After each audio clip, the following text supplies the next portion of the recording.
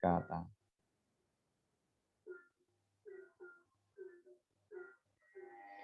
Baik, yang selanjutnya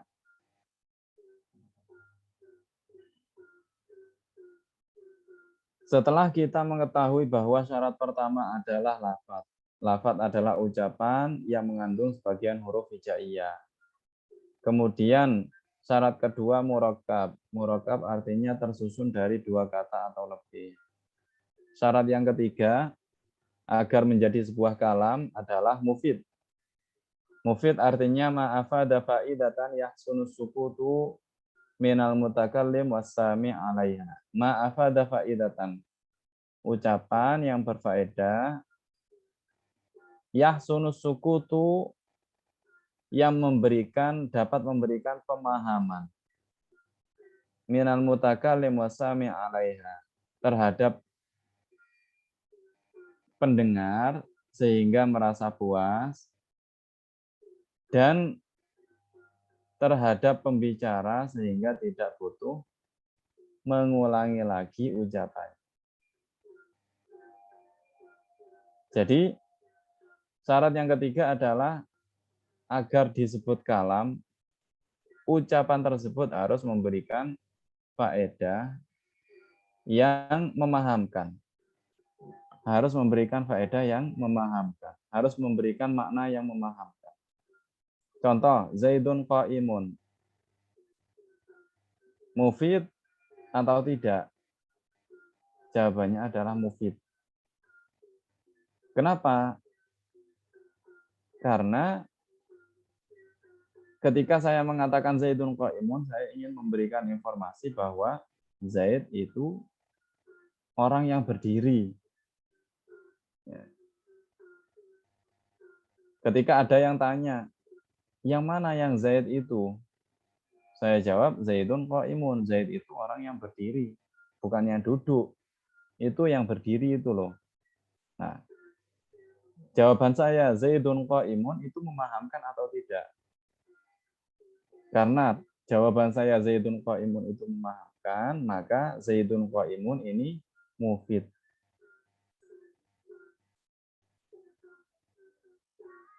Atau qa'imun saja sebagai jawaban dari pertanyaan kaifa halu Zaidin?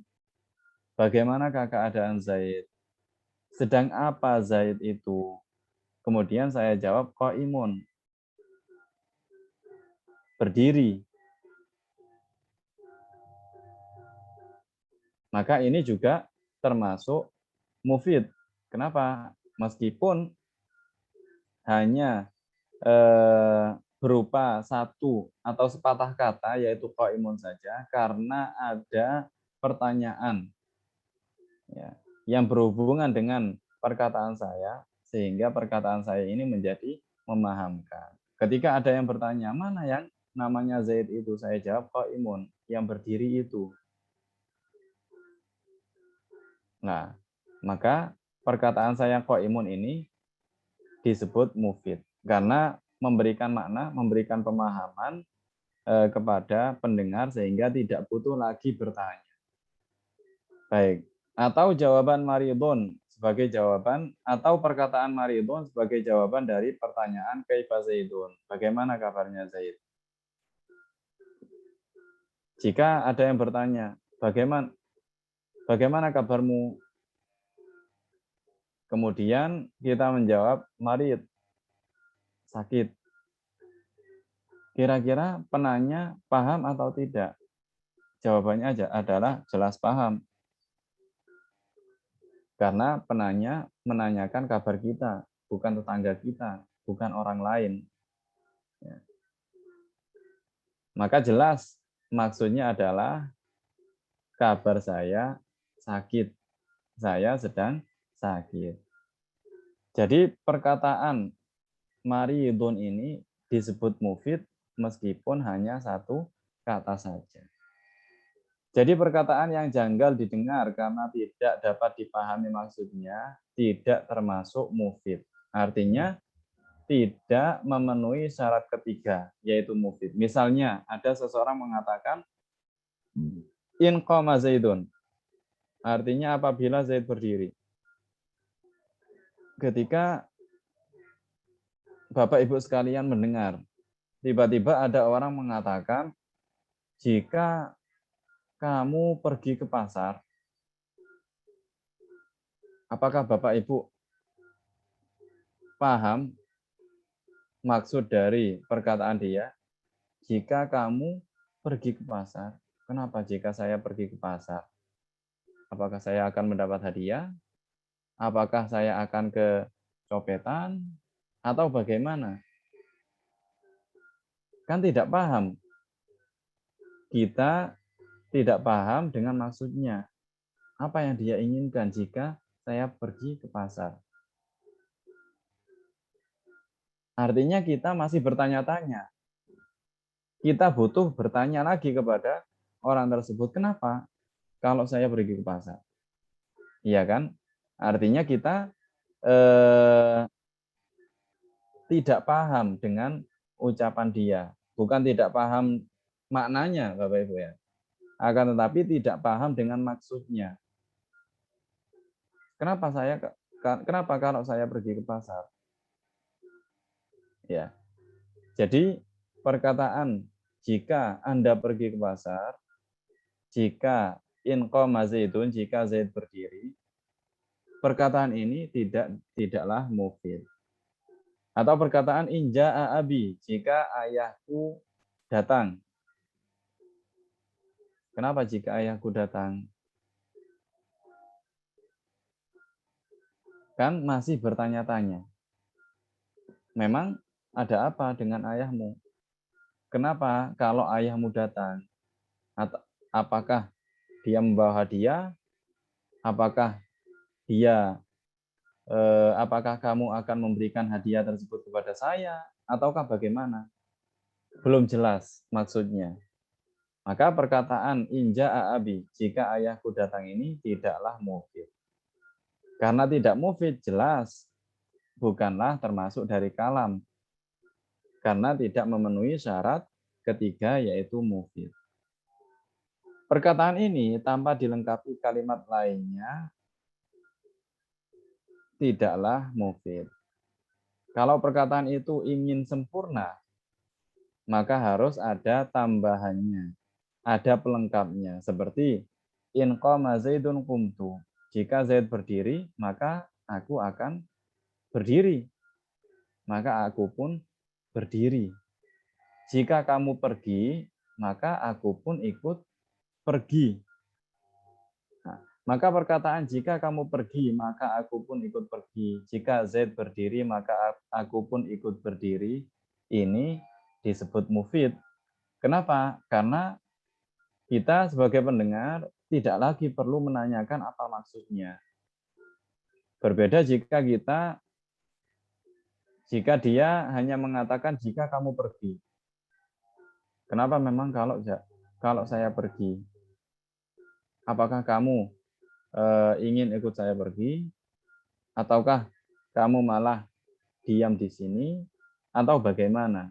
Kan belum tahu maksudnya. Ya. Oleh karena itu, perkataan jika kamu pergi ini tidaklah mufid. Atau inja abi fa'ukrimhu. Jika ayahku datang, maka aku akan menghormati dia, melayani dia. Perkataan jika ayahku datang, maka aku akan melayani dia, menyambut dia dengan gembira. Maka perkataan tersebut adalah mufid. Kenapa? Karena memberikan makna yang sempurna. Sehingga pendengar tidak lagi bertanya-tanya tentang maksud perkataan tersebut. Baik, Bapak Ibu yang dirahmati Allah Subhanahu wa taala, syarat yang ketiga adalah mufid. Ucapan itu harus memberikan pemahaman yang sempurna.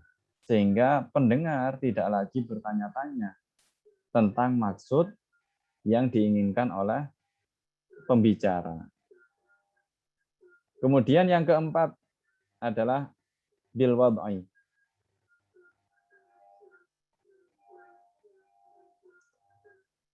Bil wad'i ini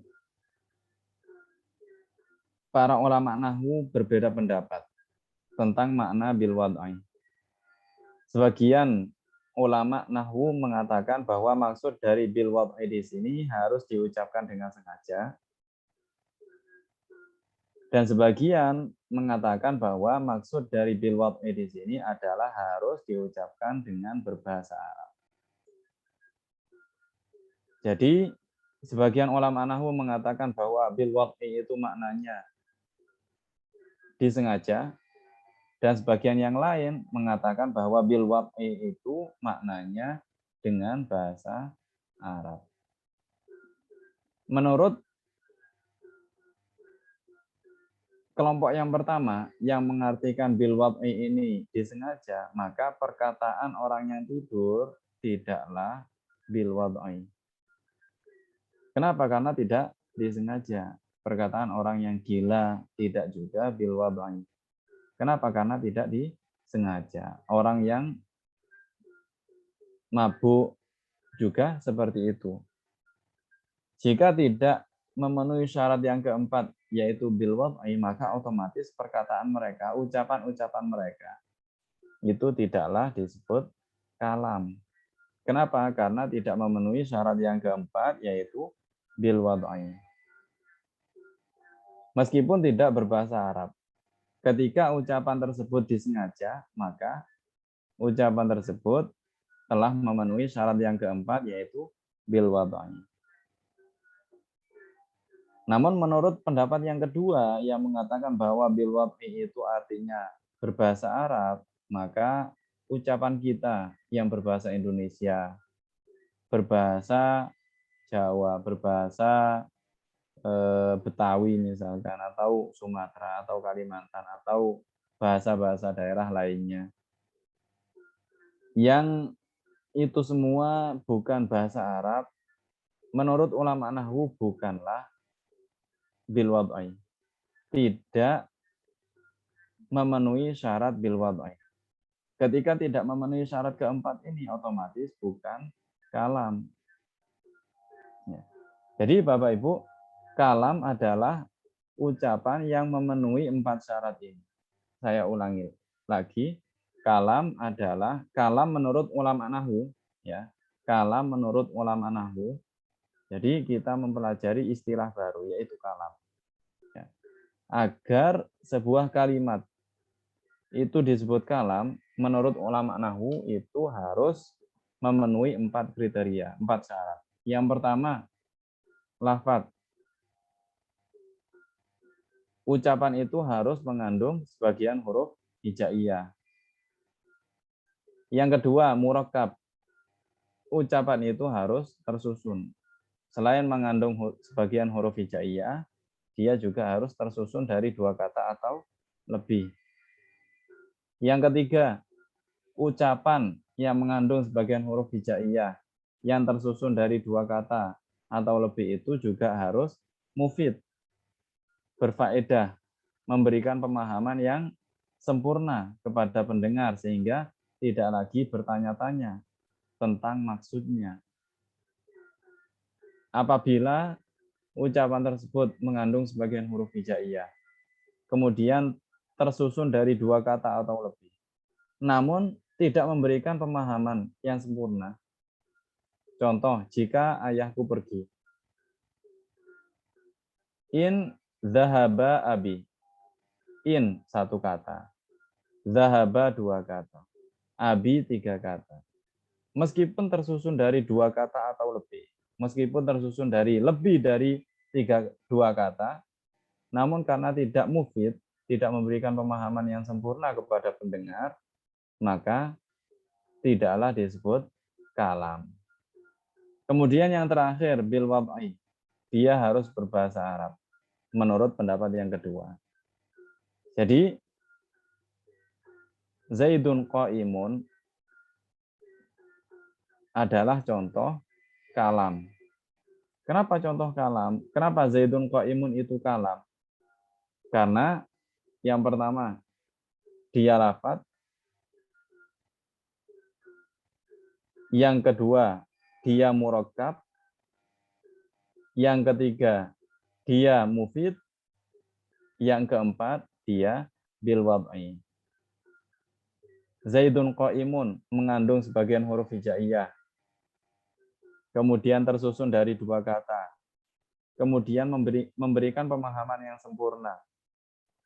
Apa pemahaman yang sempurna? Memberikan kabar bahwa Zaid itu adalah orang yang berdiri, bukan yang duduk, bukan yang tiduran. Ya.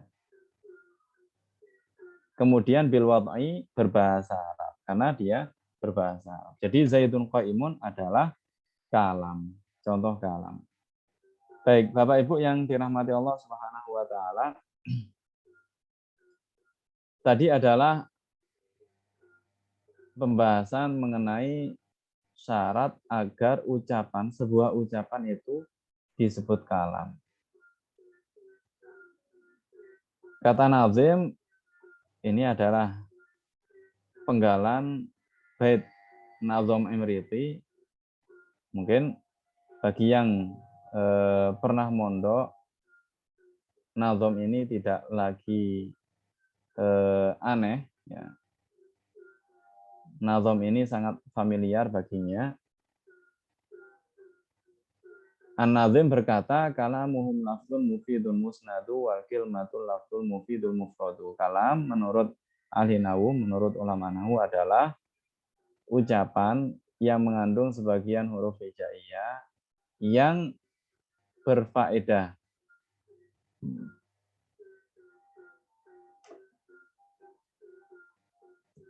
Yang berfaedah, kemudian yang tersusun dari dua kata atau lebih.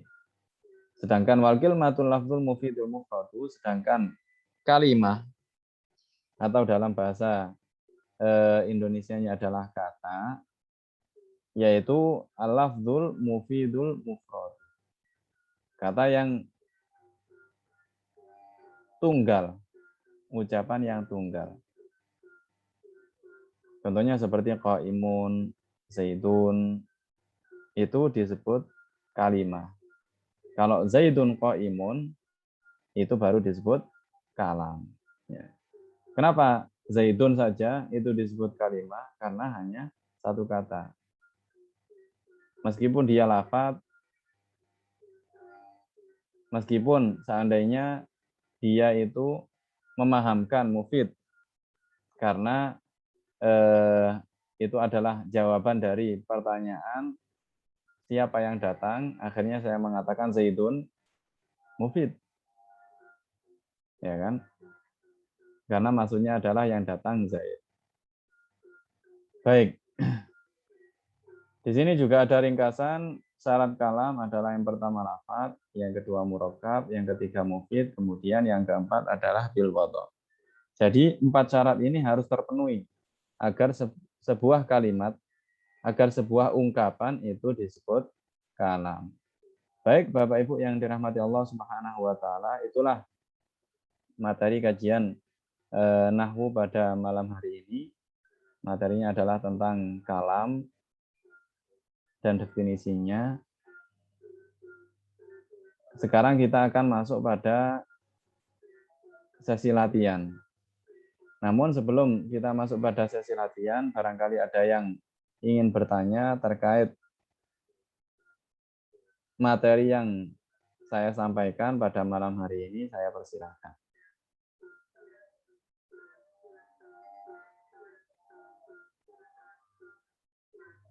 Silahkan Bapak Ibu, barangkali ada yang ingin bertanya.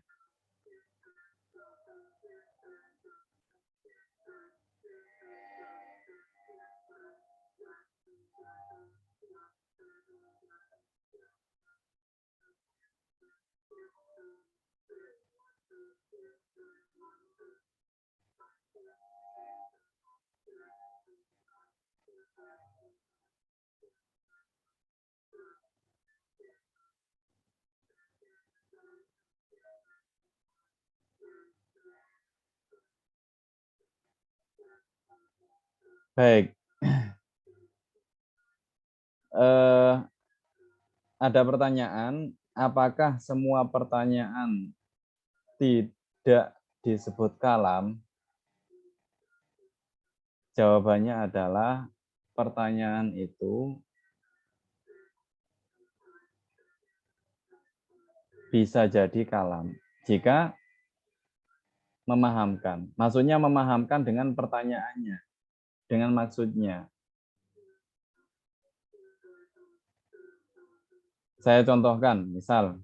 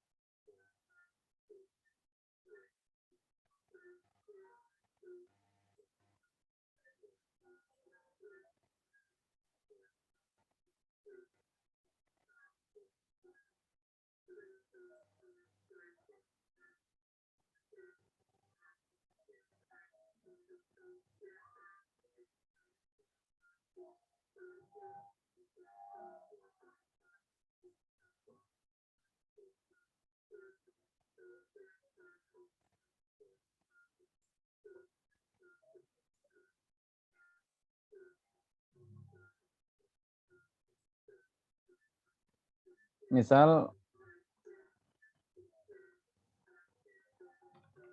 hal jaa abuk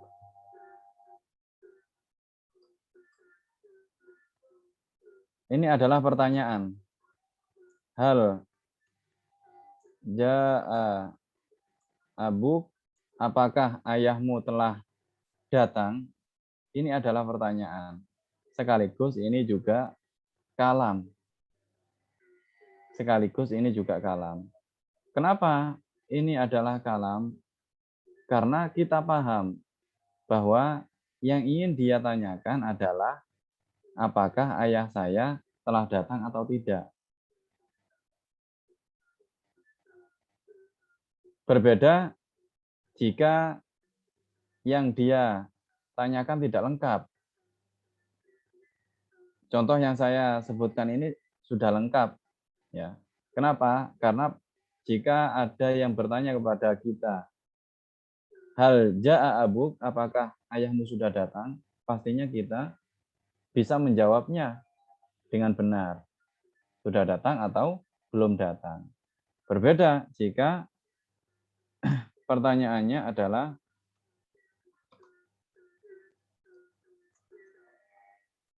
hal in jaa abuk, apakah jika ayahmu datang?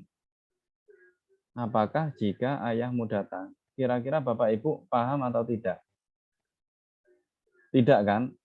Nah, maka pertanyaan seperti ini tidak disebut kalam. Kenapa? Karena tidak mufid. Kita yang ditanya itu malah bertanya kembali. Apa maksud kamu? Apakah jika ayahku datang? Tidak jelas maknanya, ya kan? Tidak jelas maksudnya. Nah, jadi kembali lagi ke pertanyaan tadi bahwa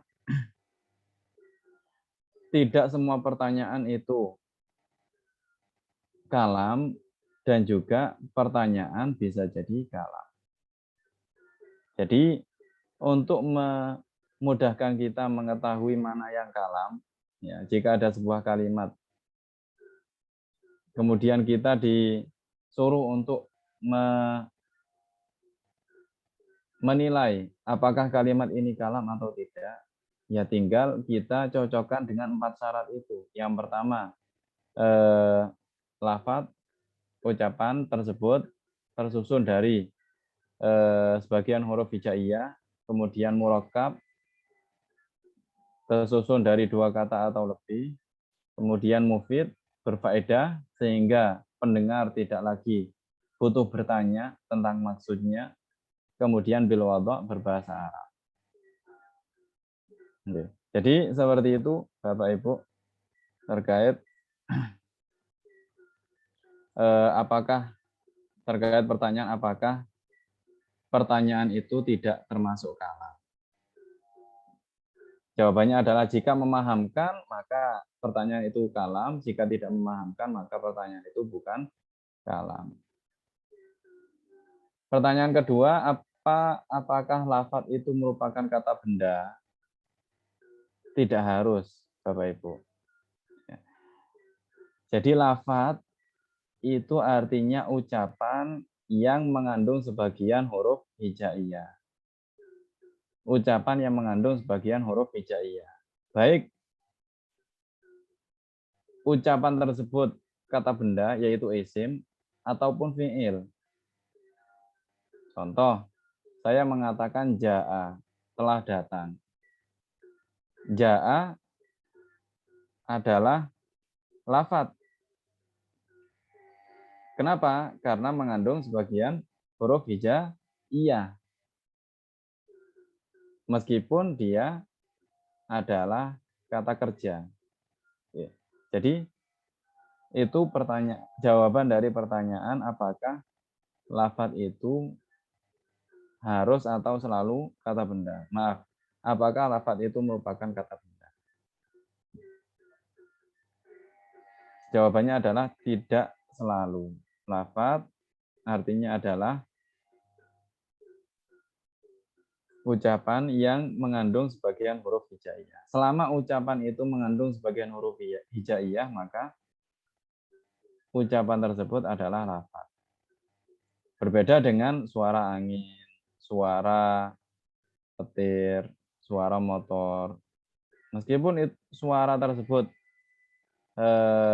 meskipun itu adalah suara, namun karena tidak mengandung sebagian huruf hijaiyah, maka tidak disebut lafadz. Kalau saya mengatakan Zaidun, itu suara. Karena suara tersebut mengandung sebagian huruf hijaiyah, maka itu disebut lafadz. Baik, kemudian yang selanjutnya, apakah suara burung kakak tua yang sudah dilatih memanggil salam masuk pada kategori kalam? Baik. Menurut ini pertanyaan yang sulit ya. Saya balik bertanya, apakah kakak tua tersebut ketika mengatakan salam kepada orang yang datang, dia menyengaja ataukah tidak? Apakah dia sengaja mengucapkan perkataan tersebut ataukah hanya kebetulan? Oke.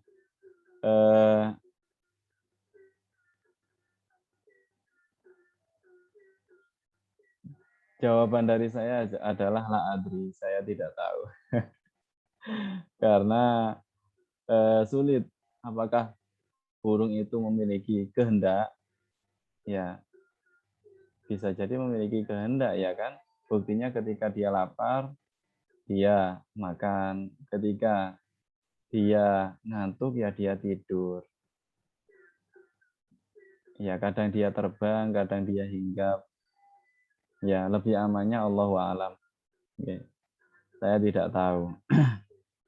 Ya insya Allah ketika saya nanti mendapatkan jawabannya, insya Allah saya share kepada para peserta sekalian. Baik Bapak Ibu yang dirahmati Allah Subhanahu wa taala, kita lanjut pada sesi latihan. Barangkali ada yang ingin menjawab beberapa pertanyaan yang jawabannya sudah kita sebutkan pada materi yang kita bahas pada malam hari ini. Silahkan.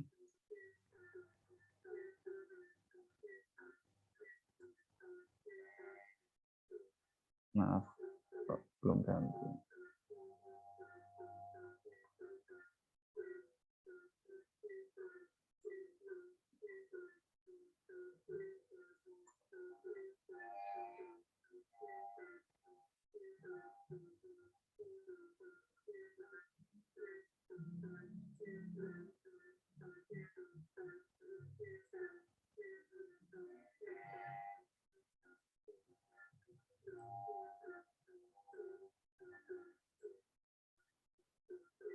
Baik, silakan Bapak Ibu barangkali ingin mencoba menjawab beberapa pertanyaan terkait materi kita pada malam hari ini.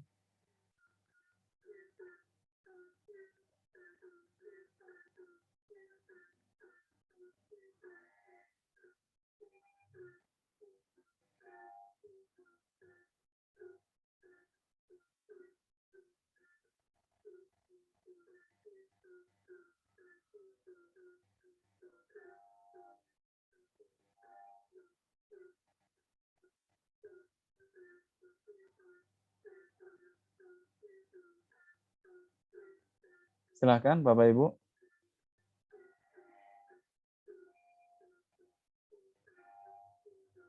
Baik. Untuk mempersingkat waktu, ya, kita mungkin malu. Baik, ada yang angkat tangan.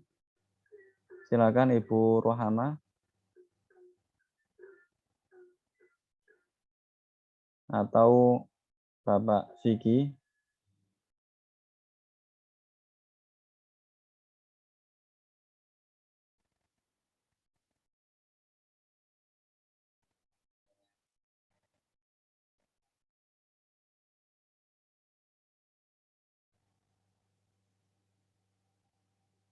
Baik, sebentar.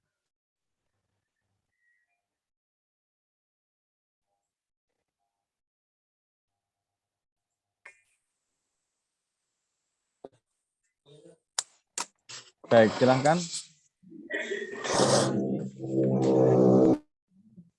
Atau Ibu Rohama. Ya, Ustaz. Baik, silahkan Ibu. Soal pertama, ada berapakah syarat kalam itu? Ada 4. Baik, Yang apa pertama saja? lafaz, yang kedua mufrad, yang pertama lafaz, yang kedua murakkab, yang ketiga mufid, yang keempat bil wad'. Baik. Soal kedua, apakah yang disebut dengan lafaz? Lafaz itu apa tadi, Bu? Ucapan yang mengandung sebagian huruf hijaiyah. Sahih. Ucapan yang mengandung sebagian huruf hijaiyah. Bisa dibuat contoh 5 saja? Baitun, Sahih. babun, Sahih. baitun, babun, sayyaratun, ma'un, Kurang satu. ruzun. Baik.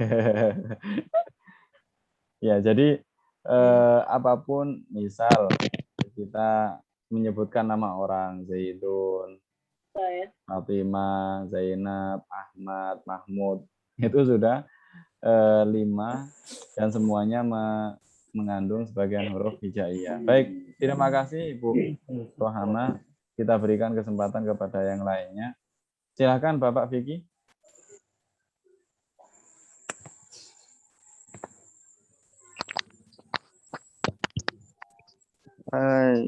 Assalamualaikum. Waalaikumsalam. Saya mau jawab soalan yang ketiga. Ada berapakah huruf hijaiyah? Baik, silahkan Bapak Nazri. Ada 28, Ustaz. Yang pertama adalah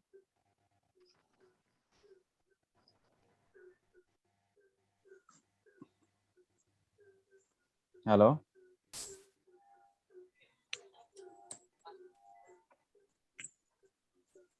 Sepertinya terputus ya.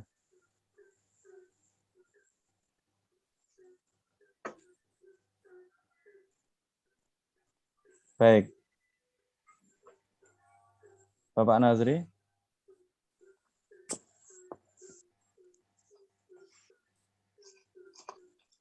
Baik. Bisa dilanjutkan. Bapak Vicky, silahkan. Ya. Terima kasih. Assalamualaikum warahmatullahi wabarakatuh. Waalaikumsalam. Nomor 4. Kalau Suara, huruf hijaiyah insya Allah kita sudah hafal semuanya nggih. suara petir itu termasuk lafaz atau bukan? Bukan, Ustaz. Ya, bukan. Alasannya? Ya, karena tidak mengandung huruf hijaiyah, sebagian huruf hijaiyah. Sahih. Tidak mengandung sebagian huruf hijaiyah. Nomor 5. Murakkab adalah tersusun dari dua kata. Sahih. Ucapan yang tersusun dari dua kata atau lebih. Tersusun dari dua kata atau lebih. Itu disebut murakkab. Yang keenam, Mufid adalah kata yang memberikan faedah. ucapan yang memberikan faedah yang sempurna. Bisa memberikan 3 contoh? Qaimun. Zaidun qaimun. Zaidun qaimun. Sahih. Nasirun. Apa, Bapak? Zaidun nasirun. Zaidun nasirun. Oke. Zaidun horibun.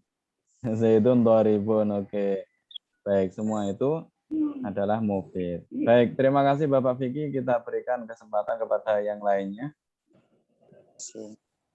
Saya Ustadz. Baik, silahkan Bapak. Assalamualaikum. Waalaikumsalam. Yang ke-7. Yang ke-7, Bismillahirrahmanirrahim.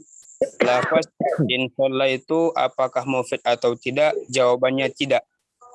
Alasannya?